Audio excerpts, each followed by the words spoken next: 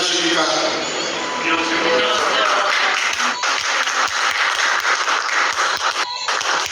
정말 더운데 오시느라고 수고 많이 하셨습니다.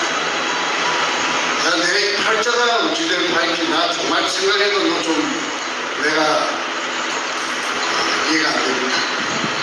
이게 이 무서운 이 문현동 노래공장 찾는 일에 뛰어든 것이 제 나이 44살 때인데 10년 꼬박 10년 걸려가지고 53살 때인 2002년 3월 2일 날 꿈에도 소원했습니다.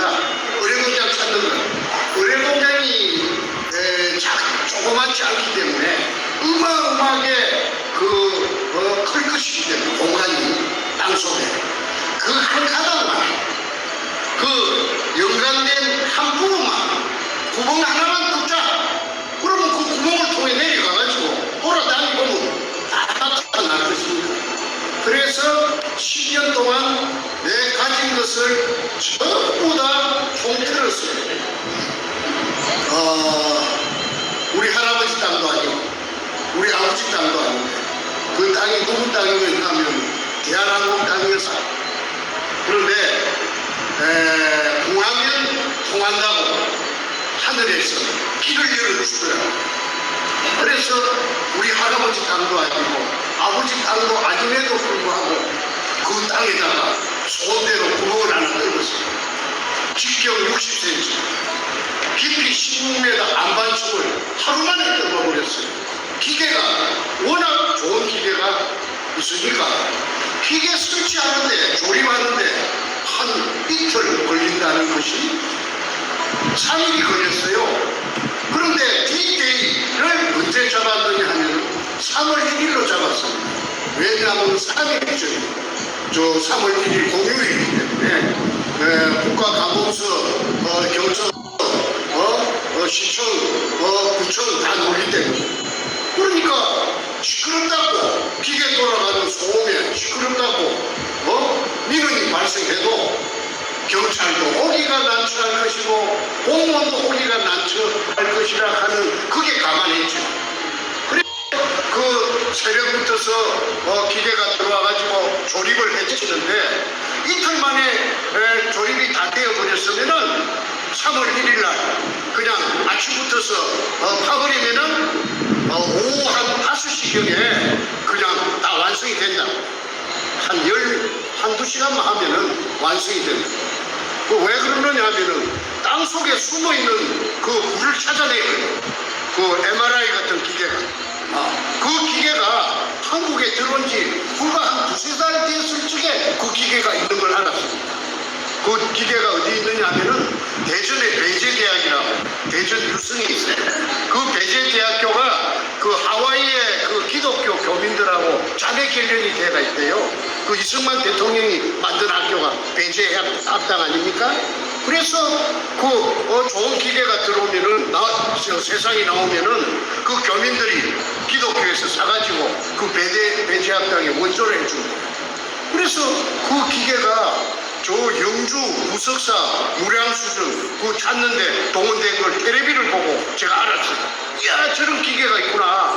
저 기계 같으면 내가 의뢰공장 찾는데 굉장한 소용이 되겠구나. 그래서 그 교수를 찾아가서 했더니 굴이 존재한다면은 대강 몇 미터에 존재한다고 보느냐 저한테 물어요. 그래서 바닷물의 그 조수 간만의 차이를 감안하면은 20m예요. 지하 20m. 존재한다. 본다. 했더니 그러면은 모래밭도 아니고 흙밭도 아니고 안반층이라면은 20m 안에 그 굴이 존재한다면은 100% 찾을 수가 있다.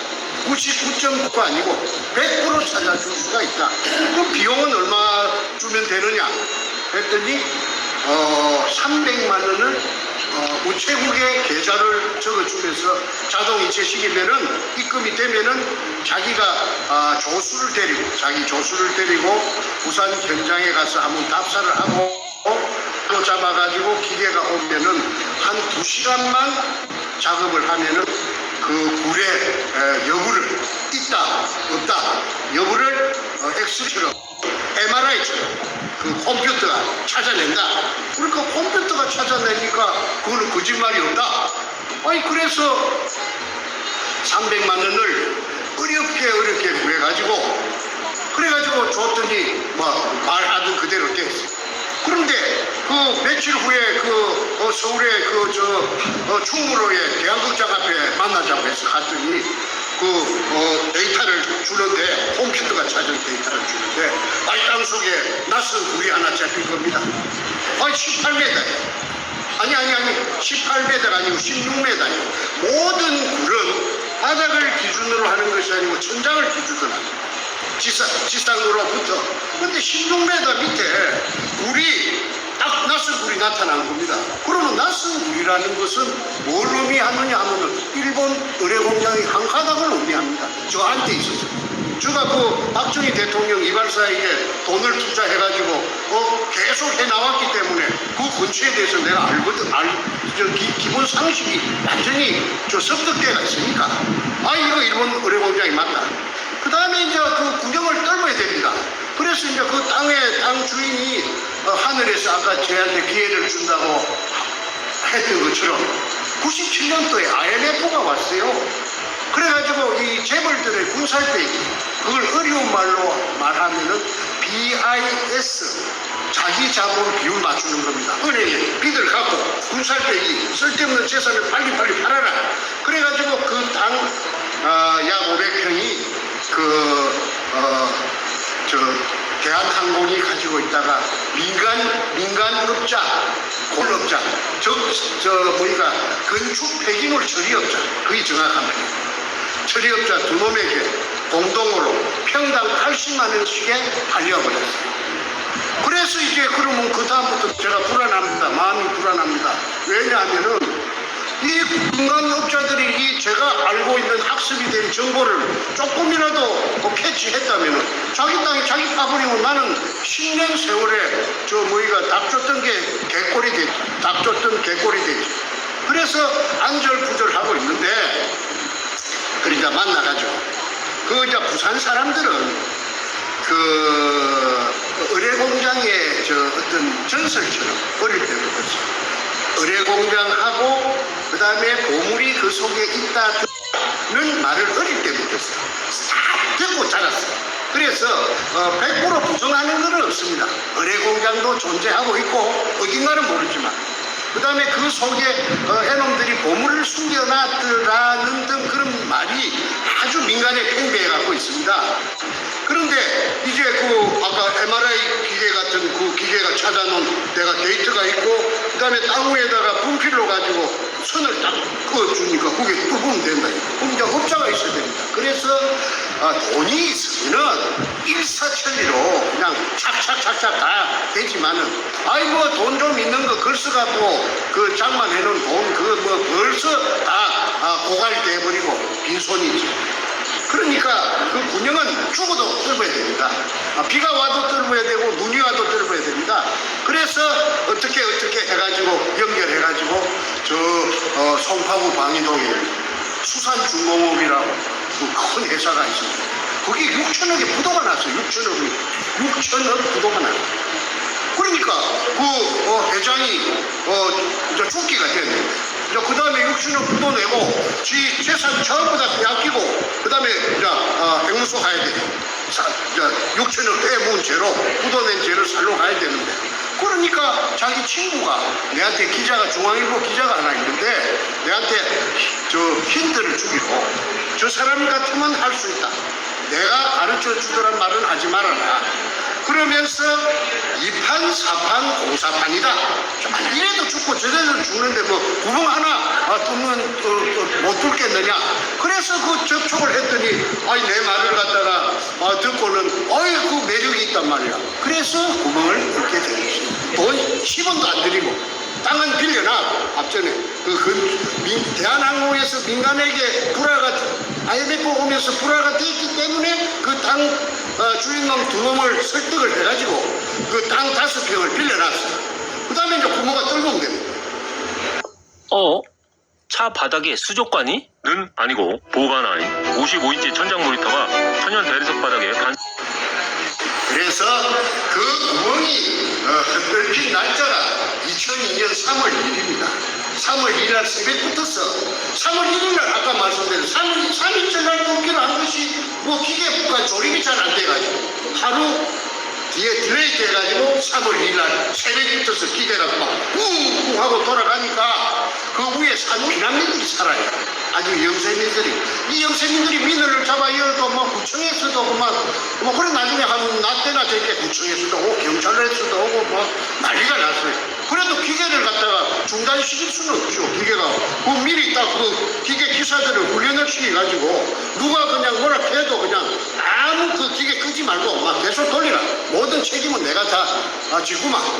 그래가지고 그 사람들이 저 공무원들이 오면 영장 갖고 온나 아마 구속을 시키려고 하면 구속을 시키고 배째라지 배째라. 그래가지고 오후 5시경에 아무도 예측 못하는 일이 일어났어요.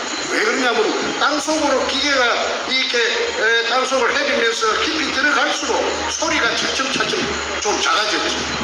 그래갖고 막판에 16m 근처에 가서 딱 숨어있는 굴하고 연결이 되는 순간에 물 기둥이 지상으로 막 차고 올라갔는데 그러니까 16m 올라오고 또 지상에서부터 17m 그러면은 합계 33m를 한 3시간 반 품었습니다. 자, 여러분 한번 생각해 보십시오. 직경 60cm요 길거리에 가면 맨홀 뚜껑, 한국에 길거리가 맨홀 뚜껑만한 그 구멍을 통해서 3시간 반을 물이 17m 높이로 뿜었다라는 사실은 한반도가 생기고 나서 한 번도 없었던 일입니다. 물론 뭐 수도관이 겨울철에 터져가지고 이 조그마한 물줄기가 솟는 거는 뭐 흔히 길거리를 지나다니다가 봤지만은 아니 직경 60cm 위에서 지상으로 17m를 16m 올라오고 또 17m를 해가지고 그 다음에 3시간 반을 그 물의 그 수압은 굉장했습니다. 예를 들어서 한 500kg짜리 소를 한 마리 얹어놔도 소도 공중으로 타고 올라갈 정도로 힘이 세었어요. 그럼 물이 뿜었다라는 사실은 수압이 있다는 것입니다.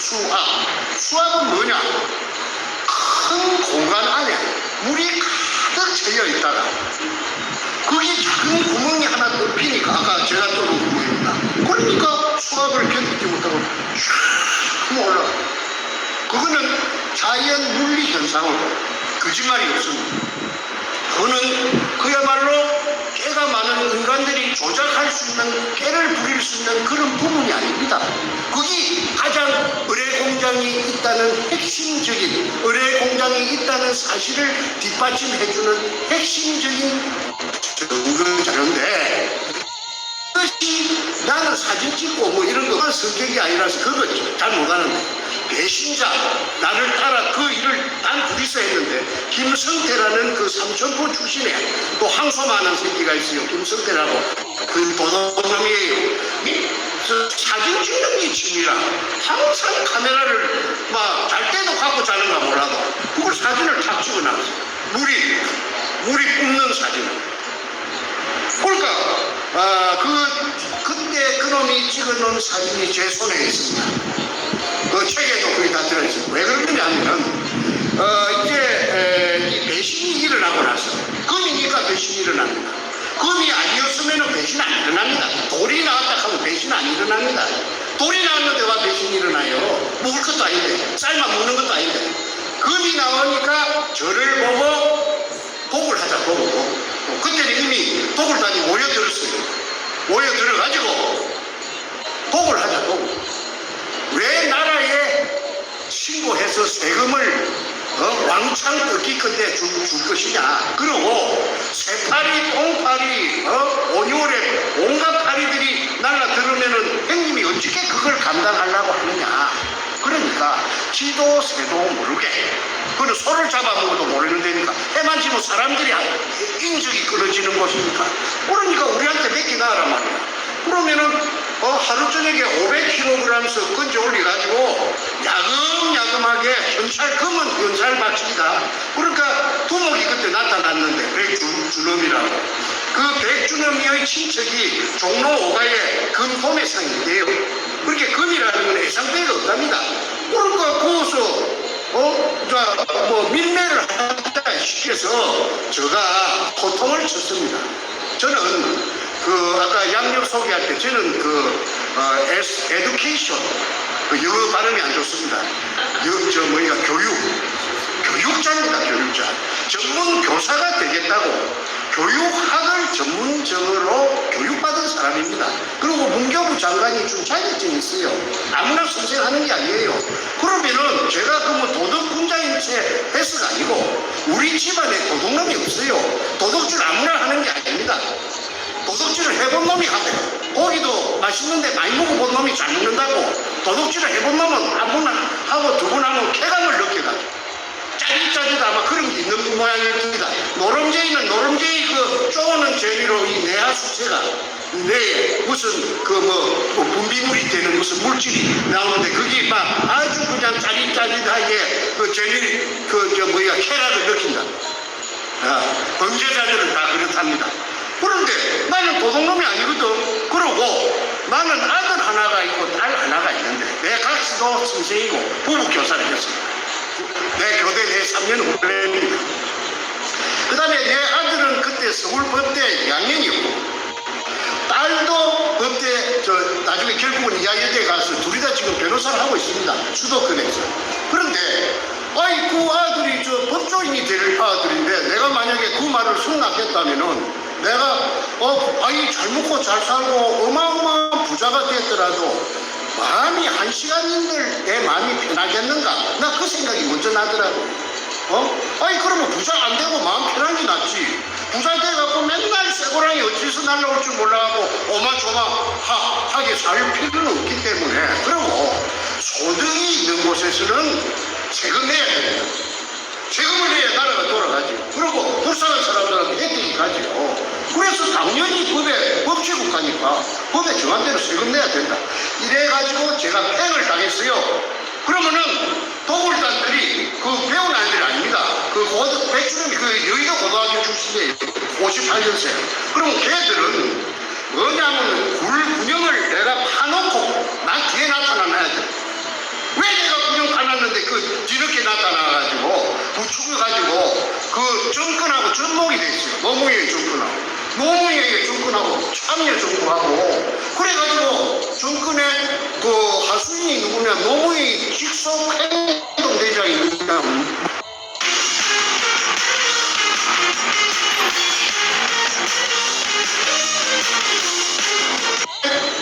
하수인이 누구냐 노무현이 직속 행동대장이 누구냐 문재인이가 그때 시민사회에 수석하다가 나중에 민정수석이 됐죠. 민정수석은요 경찰력, 검찰력 공권력을 다 거머쥐고 있습니다. 지 마음대로 조정합니다. 그래가지고 저를 2002년 3월 2일날 금을 찾아내고 산더미 같은 금을 찾아냈음에도 불구하고 2005년 9월 6일날 제가 구속이 됐어요. 구속된 제목이 그냥 사기꾼입니다. 사기죄입니다. 사기죄. 그러면 내가 사기죄 전과가 하나도 없는데 사기도 처본 놈이 처보지 처음으로 생전 처음 치는 놈이 그러고 금이 나왔을 게 나왔다 그게 안 나왔는데 금이 나왔다 해갖고 내가 얻을 게 무엇이 있습니까? 그런데 사기죄는 걸리기는 어찌 걸리느냐 그런 적가 없으니까 내 꼴만이 아까 3천 번 넣은 그놈이 여기저기서 농구하는 선수라요.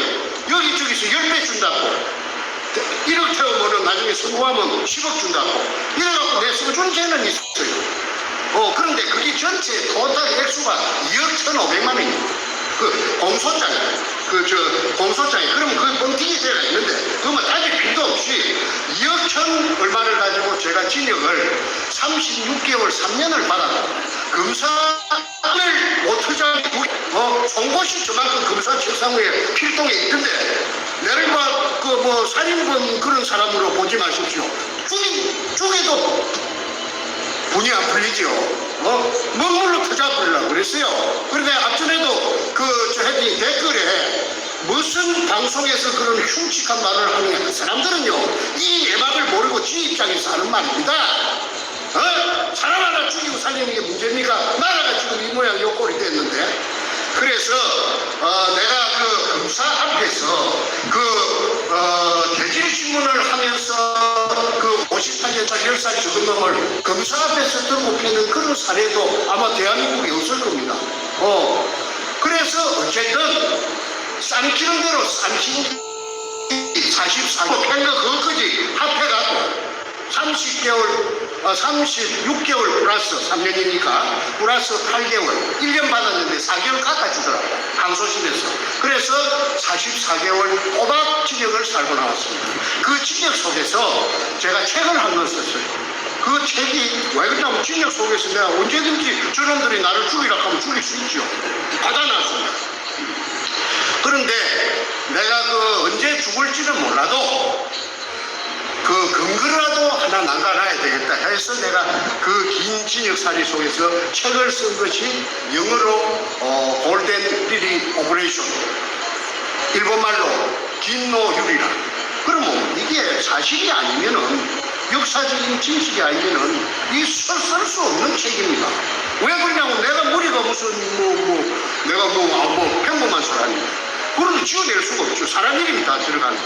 그래서 거기서 특히 사안이 뭐냐면 의뢰 공장에 금이 나왔다는 거. 그 이전에 미국 CIA하고 내하고 같이 3년 동안 같이 했다는 사실. CIA 누구느냐면 극동 담당 책임자 리차드 P. 롤리스라고 있습니다. 그 사람은 내가 5번 만날 때까지 한국말을 하는 줄도 몰랐습니다. 5번 딱 만나니까 한국말 하더라고. 내보다 더 한국말 더 잘하더라고. 나는 경상도 사투리가 아주 투박하고 한데 전부 100% 커뮤니케이션 한국말로. 그래 어째 그래 한국말 잘해요 하니까 이게 부산 문현동 이거 찾으려고 아버지 부시 대통령 때 부시 대통령이 그 CIA 국장 출신이라 하대. CIA 그 국장 할 적에 자기가 내보다 한 30살 많아요. 리차드 로리스가. 그래가지고 이게 특수 임무를 부여받은 게 의뢰 공장 속에 중국 보물이 속에 딱 들어차 있다. 그걸 찾아내야 된다. 이래서 동북아시아만 뱅뱅 돌아갑니다. 한국말은 그 큰 덩치가 2m는 인물도 잘생겼습니다. 근데 그 사람들이 지금 텍사스에 살고 있다. 그 팀, 내하고 계약한 팀들이 어마어마한 부자가 돼가지고 큰 회사를 경영하는 회장이 되어 있답니다. 근데 사람들이 그 오야분이 누구냐 하면은 키신저입니다. 헨리 키신저. 그거는 내가 헨리 키신저라고 하는 말을 내가 들었기 때문에 헨리 키신저라고 말하고 글로벌리스트인지 알루미나타인지 그 다음에 프리메이션인지 그때는 그런 개념이 나는 전혀 관심도 없고 나 생소하기 때문에 나 전혀 그거 모릅니다. 얘 알고 보니까 그렇더라고요. 그리고 미국 뉴욕의 그 무역센터 거기 터져요. 그런 일이 왜 일어납니까? 그래가지고 그걸 핑계로 해서 리차드 로리스가 내한테 1년간 딜레이 하자. 연기하는데 좀 동의해달라. 그래서 내가 끌려가나 50-50으로 갈랐으면은 당황했습니다. 당신이 손 떼라. 내가 그런 배짱은 내가 비록 국민학교 선생님밖에 안 되지만은 내가 그런 거는 단호합니다. 내가 그 아무리 그 덩치가 세고 힘이 있어도 내가 한 번도 항복해 본 적도 없고 빌부터 본 적도 없고 본 적도 내가 없는 사람입니다. 그 밑에 한 번도 고개 숙이 본 적이 없습니다. 국민학교 선생을 우리 부모가 시켜줬고 교육대학교 보내준 우리 부모가 보내줬지 누가 보내줬습니까? 자, 그래서 미국은 손을 뜨기 만들고 50이 미국 몫으로 가야 되는데 9.11 핑계로 해서 1년간 딜레이 해달라고 하는 것을 내가 해약을 갖다가 원천무효로 시키고 그 다음에 100%를 전부 다 한국에 찾아내면 한국에 전부 몫이 되도록 한 거 아닙니까? 그런 애국자가 어디 있습니까? 내 자아자찬하는 게 아니고 그게 만약에 사실이라고 하면 미국은 50%가 가야 될지 내가 못 가게 내가 배짱을 가지고 내가 튕가내버렸으니까 내가 보증 10만 원도 없으면서도 내가 그런 배짱이 있어요. 그래서 내가 그런 과정이 있었기 때문에 그 다음 해인 2002년 3월 1일 날 그런 혼자 독자적으로 찾아낼 수 있는 그런 엄청난 개가를 올리기 때문에 만세입니다.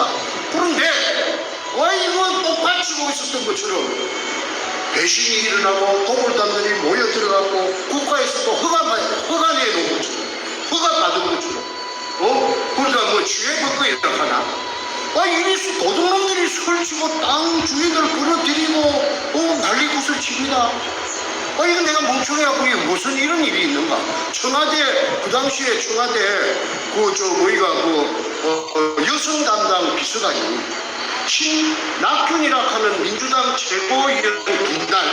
최고위원회 친자매가 아닌 신필구이라고 48년생인데 독일 박사랍니다. 전문가이랍니다. 저 어릴 적에 소아마비 알아가지고 그 여자가 청와대 여성 담당 김대중 때 비서관을 했어요. 2002년 봄에 일입니다. 그 여자가 현장에 이 사진을 찍혔어요. 고사를 지내는데 돼지 대갈배에 놓고 수박을 잘라놓고 무당이 한 10명이 와서 콩굿을 했는데 그게 사진이 내 손에 들어왔죠. 그런데 손에 들어온 이야기는 내가 조금 이따 요 다음에 요거 한 페이지 넣어가는 거 같아요. 이래가지고 왜 그럼 그 여자를 칸보이갖고 온 놈이 한 놈 있는데 그게 그 당시에 서울경찰청 차장 김기영이라는 선수예요. 큰 말똥 2개랍니다. 사복을 양복 입고 왔는데 그러면 그러한 사실이 어떻게 내 귀에까지 들어왔느냐 하면 그 두목 백주는 그 몰려온 인부들을 비롯한 여러 구경꾼에게 저거는 청와대에서 내려온 저 여자는 신필규이라는 청와대 여성 담당 비서관이다. 김대중이 비서관이다.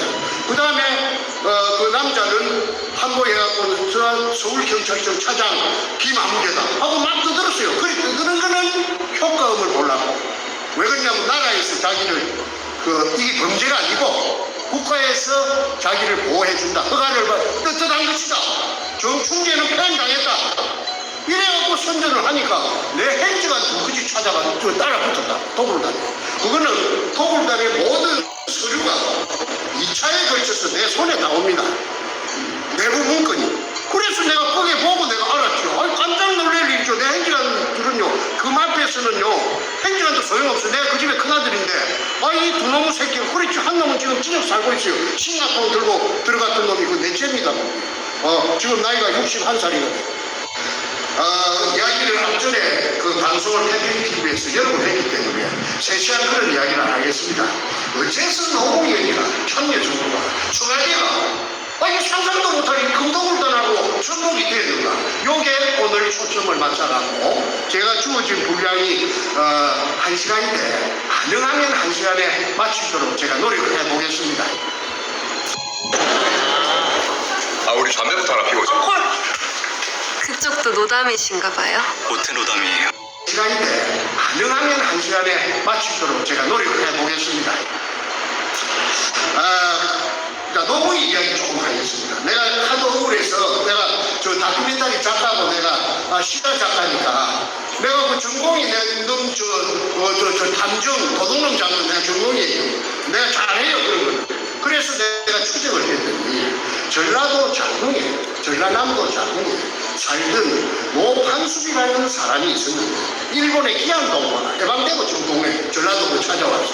그런데 노무현이가 뭐 한 3살 되고 그 다음에 저세이 노건페이라고 하는 게 7살 때인가 뭐 8살 때인데 48년 10월 18일이라고 기억됩니다.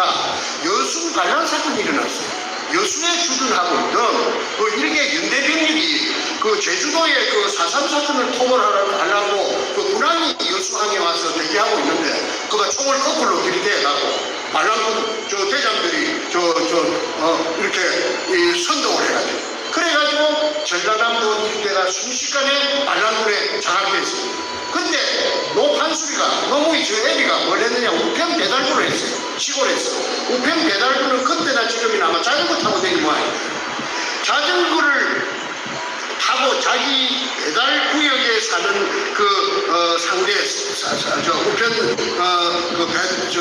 농민들 면빈들 집을 다 알지요. 저 집에는 아들이 육군 상사고 저 집에는 순경 갔고 다 알지요. 하나지요. 숟가락이 몇 개고 고무신 몇 개, 고무신 몇 개. 그래서 반란군들에게 다 고자질로 해갖고 발라버린 겁니다. 그러니까 반란군들이 저녁에 자는데 들어가지고 찝찍이 가지고 불러내갖고 한 곳에 모아서 다 죽여버렸어요. 그러면 그 죽은 가족들한테는 그 노판수리가 원수가 됩니다. 그런데 내일 정부군이 들어옵니다. 이승만의 군대가 들어옵니다. 국방군이. 그러면은 죽어 남아있으면은 바로 1차으로 타겟가 된다는 거 아니까 5월 5일 모시를 택해가지고 캄캄한 그런 밤에 동네를 기도새도 모르게 한밤중에 빠져나옵니다. 남부여대 해가지고 그 다음에 노무이 손잡고 이래갖고 밤 되면은 걷고 낮에는 등불 속에 숨고 이래가지고 경상도 땅으로 건너왔어요. 예. 이거는 지금 공개 안 된 이야기입니다. 그래가지고 동쪽으로 될 수 있는 건 전라도 쪽에서 물을 져가지고 간 곳이 김해 진영읍 봉화리입니다. 봉화리는 뭐 하는 동네냐 하면은 봉수대가 있던 말이야. 봉수대가 옛날에 대구의 임금님한테 전달하는 통신수단이 봉수불 피우는 거 아닙니까? 그 부흥새 바위 위에가 그쪽에 평야지대인데 그 높은 산이 그게예요. 그렇게 그거 피우는 봉화 피우는 밑에 동네라고 봉화리입니다. 진영은 봉화리. 그런데 그게가 역전거리라는 게 파발마를 띄우고 파발마가 교통수단이 없으니까 서울까지 전달하는 말이 지치면은 말 그게 반납하고 또 새 말 힘이 좋은 말로 바깥 특히나 경상도 쪽에는 형들이 그 동네 구에 와서 산다고 그러면은 못 살게 합니다. 아주 터세가 셉니다. 아주 비난하고 가난했던 모양이에요. 그런데 뭘 보고 부산상고를 하죠. 부산상고를 학교가 좋은 학교입니다. 부산고등학교, 경남고등학교, 다음에는 부산상고입니다. 머리가 나쁘면 못 들어갔어요.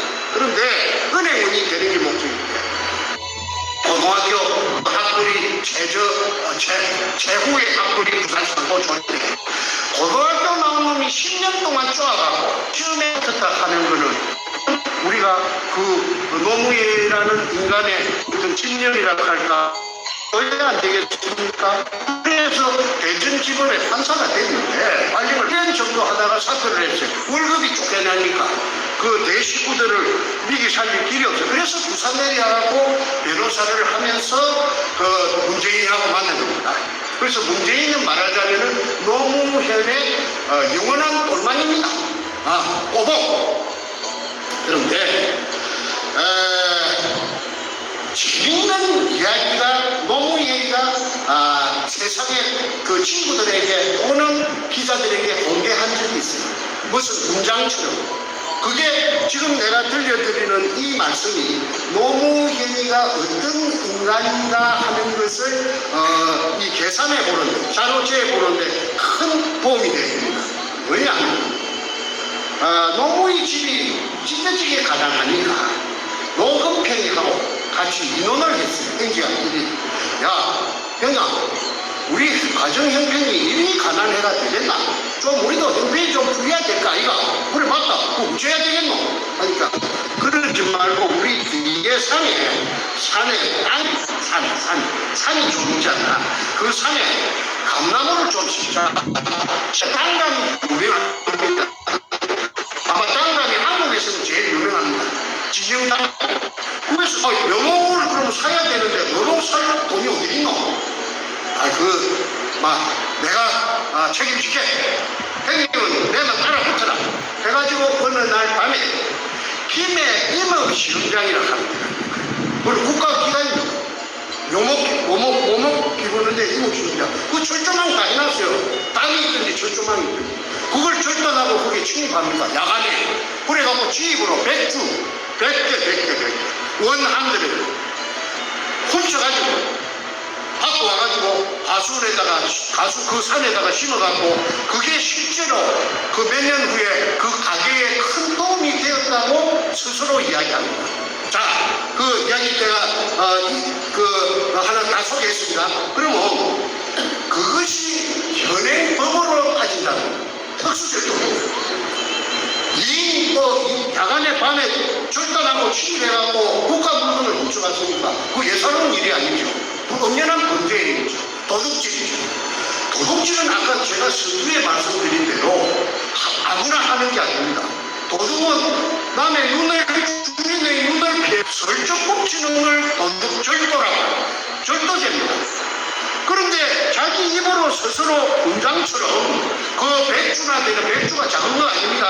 그 백주나 되는 그 묘목을, 배터지 키우는 묘목을 훔쳐다가 자기 산에다가 가수원을 조성할 정도의 가덩이를 갖고 있는 놈이라 하면은 그거는 정상적인 인간은 아니라고 밖에 볼 수가 없습니다. 아무리 예쁘게 그 번제한 거는 없어지지는 않았죠. 그게 어떻게 주계로 그 글씨를 선물 지어도 하면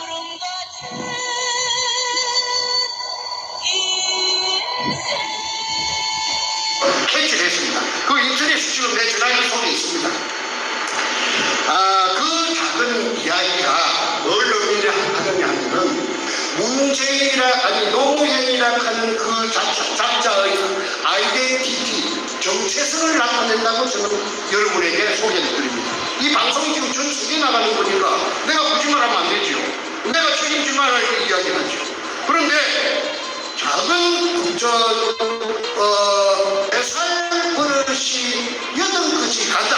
우리 한국에서 한국인의 피를 받아갖고 성장한 사람들이라면 전부 그 말을 세살 버릇 여든까지 간다는 거 모르는 사람은 없을 테고, 하늘 도둑이 소도둑 된다.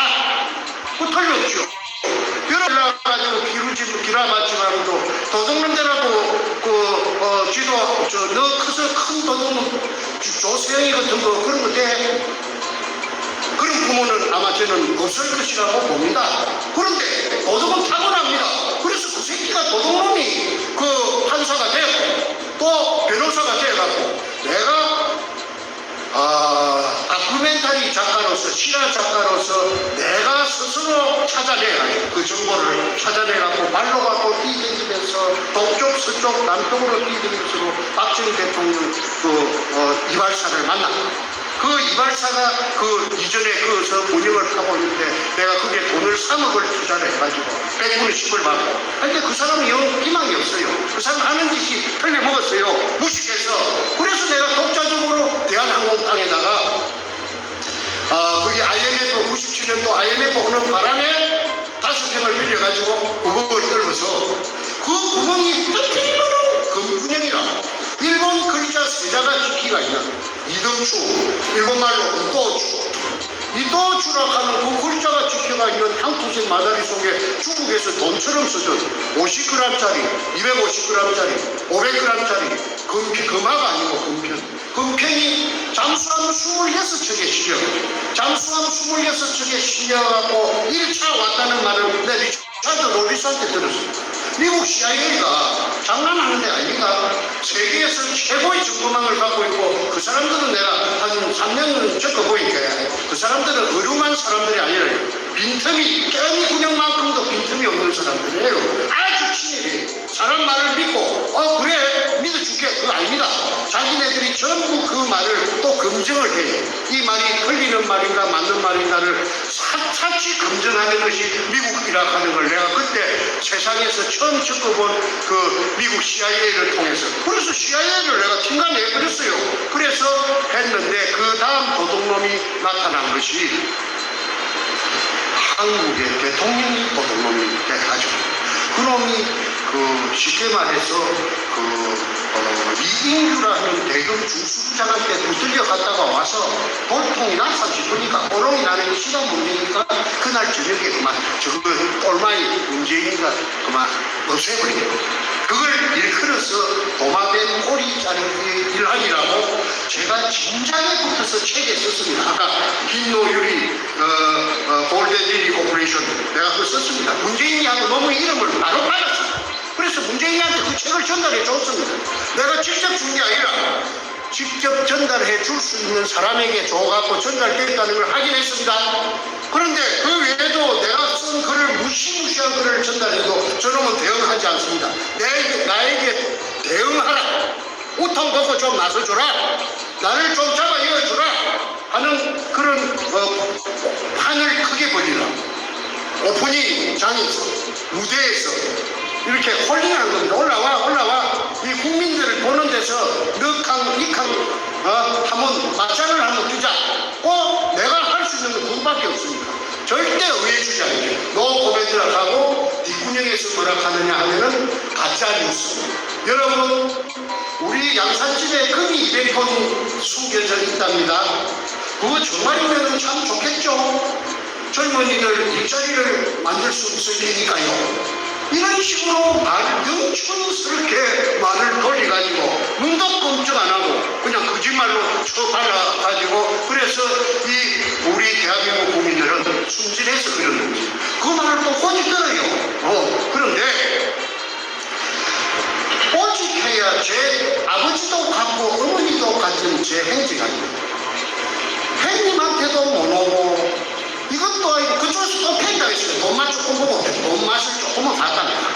있는데 오직해야 저 세상에 알리려고 신나통을 하고 문재인의 그 사상 지역구 사무실에 들어가서 인지기록을 번역했습니다. 그거는 도로로 난 그 유리창을 깨고 준비해갖고 가는 그 브레이크카드를 세로로 붙였는데 그게 인터넷에 나옵니다. 지금도 나옵니다. 문현동 금도구의 종착지 노무현을 아니 문재인을 즉각 구속 수사하라. 그거 나옵니다. 전국에 오전 10시부터서 밤 12시까지 계속 모든 방송이 전부 이것만 했습니다. 그래서 모르는 사람이 없는데 저런 게 어디 있어. 저 문재인이가 그러잖아. 가짜뉴스라고 정신병자인가 봐. 그래서 형님도 정신병자가 되고 넷째 우리 집에 정승재 넷째도 정신병자입니다. 정신병자는 그냥 뭐라 그래요.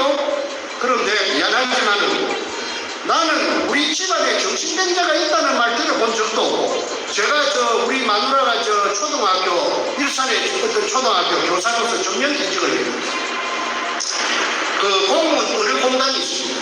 마두역 근처에 마두역에 가깝습니다. 그거 내가 쫓아가서 높은 사람 좀 보자 만나자 면담 좀 하자. 그렇게 왜 그러십니까? 아니 우리 딸이 혼사를 해갖고 이거 갖고 지금 내일 모레 결혼식을 올리는데 어떤 이 결혼에 앙심을 품은 어떤 사람이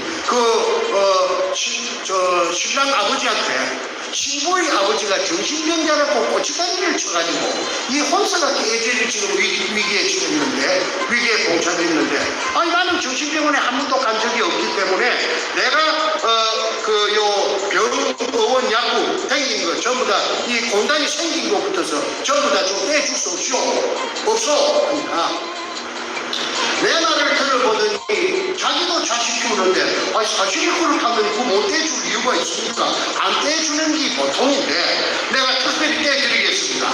그래서 내가 땡기 110한 2년 동안에 148군데 땡깁니다. 병원, 의원, 약국 약국에도 다 의료보험 카드가 됩니다. 그게 정신병에 관련된 약이라든지 병원에 치료받은 게 한 번도 없습니다. 그거이 뭘 말하느냐면 정신병자가 아니라고 하는 걸 말해줍니다. 그렇지 않습니까? 정신병자가 여기 미국 LA까지 와갖고 요 마이크 들고 여러분들을 갖다가 전부 앞에서 연설을 할 수가 있습니까? 제가 정신병자같이 생겼습니까? 그런데 문재인은 저를 정신병자라고 그렇게 매도했고 내 동생 정승재도 가정도 있고 자식도 다 있죠. 그 젊을 때 건투 선수입니다. 서울에서. 내가 건투를 내가 시켰지. 그것도 정신병자. 그래서 저놈이 그랬는데 내가 억울해서 이거 저녁에 자다가 하면서 일어나면 멍청해하고 잠을 못 잡니다. 그 이야기를 어떻게 전부 전달할 수가 있겠습니까? 자나 깨나 앉으나 서나 제의 오직 하나의 내가 올해 나이가 지금 한국 나이가 71살이고 내가 사실은 48년생입니다. 호적에 49년대. 아니 그런데 나는 이것밖에 없습니다. 왜 이걸 부자가 되고 안 되고 금부자가 되고 안 되고 문제가 아니고 이 식구들 다 죽여요. 언젠가는 다 죽여요. 그래서 내가 이거 어차피 죽을 목숨이라 하면은 결사적으로 혼통 벗고 아니야. 안돼. 내가 혼자서는 못 났습니다. 왜? 킬러가 붙어갖고 내가 중국까지 도망가서 중국에 한 18개월 정도 방랑자로 돌아다녔던 적도 있어요. 그것까지 중국까지 검돈이 온 것도 두 군데서 확인했습니다. 그 인터넷에 다 띄었기 때문에 오늘은요 생략합니다. 저 시간 관계상.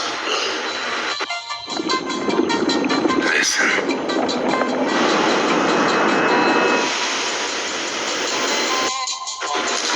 김일성이라 하는 이 저하고 나이 차이가 나는 이분을 태극기 집회에서 우연히 소문을 듣고 미국 교민이 대단히 가만히 가서 문재인 보고 막 쉐리 포문을 열고 막 되나 안 되나 막 쉐리 퍼붓는다고 그래요.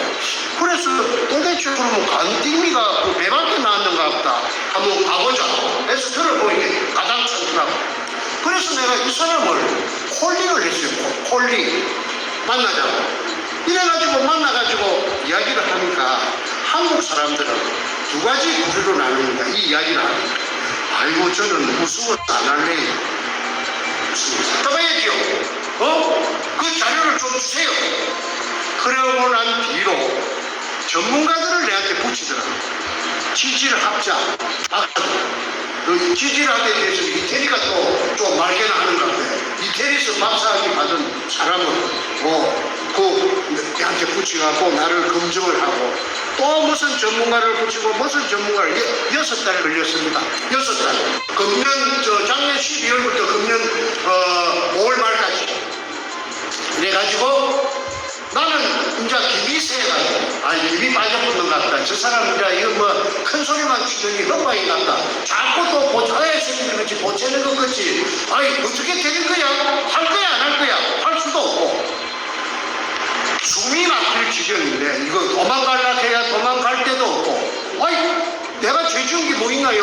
검 찾아낸 죄밖에 없습니다. 나는 구멍 뚫은 죄밖에 없습니다. 남들이 못하는 걸 내가 했습니다. 한국 사람들이 그 땅 위에 얼마든지 많이 지나다니는데 한 번도 못한 걸 한국 사람 5천만이라고 치고 5천만 중에서 내 혼자가 내가 우리 할아버지 땅도 아니고 아버지 땅도 아닌데다가 60cm 지하 16m 군용을 해가지고 찾아냈습니다. 그럼 돼. 거기서 잠깐만